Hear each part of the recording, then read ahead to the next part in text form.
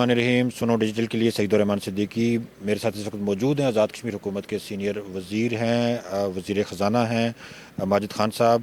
ان سے ہم گفتگو کریں گے. کل وزیر اعظم نے پریس کانفرنس کی اور اب آزاد جموں کشمیر کونسل اسمبلی کا اجلاس ہونے جا رہا ہے. ماجد خان صاحب، کل کی پریس کانفرنس میں آپ بھی موجود تھے. وزیر اعظم نے بڑے واشگاف الفاظ میں بتایا کہ ان کو کسی بھی قسم کی کوئی عدم اعتماد یا اس طرح کی کسی بھی چیز کا سامنا نہیں ہے. پھر آج اسمبلی اجلاس بھی ہو رہا ہے، کیا کہیں گے آپ؟ کچھ سوشل میڈیا کے اوپر اور کچھ ہمارے نادان دوستوں نے پیالی میں طوفان برپا کر دیا.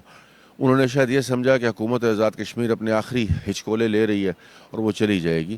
لیکن میں کیونکہ بحیثیت وزیر حکومت آپ کو ایک ذمہ داری سے یہ بات کرتا ہوں، اور میں نے کئی پریس کانفرنسز میں بھی یہ بات کی ہے کہ ایسی کوئی بھی بات نہیں ہے. چند لوگوں کی یہ خواہش تھی کہ وہ انتشار پیدا کر کے آزاد کشمیر کے ایک پولیٹیکل سسٹم کو ڈی سٹیبل کریں. ہندوستان کسی اور موقع کی تلاش میں ہے کہ کوئی ایسی چیز ہو میں پاکستان اور آزاد کشمیر کے رشتے کو کمزور کرنے کی سازش کروں، لیکن انشاءاللہ وہ دن کبھی بھی نہیں آئے گا. بھائی خان صاحب، کیا کہیں گے یہ جو افواہیں تھی وزیر اعظم کے حوالے سے؟ کل تو چلیں ختم ہو گئی کافی حد تک، کیونکہ تقریباً تمام ان کے حمایتی ممبران اسمبلی موجود تھے. آپ کیا کہہ سکتے ہیں کہ اس کے پس منظر میں کیا عوامل ہو سکتے ہیں، اور کیا کوئی ایسی بات پیپلز پارٹی کی طرف سے ہو رہی ہے یا کوئی اور ایسی چیز ہے؟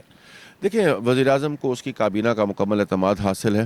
کابینہ کولیشن پارٹنرز کے اوپر مشتمل ہے. پیپلز پارٹی اور مسلم لیگ نون کے وزراء اس میں شامل ہیں.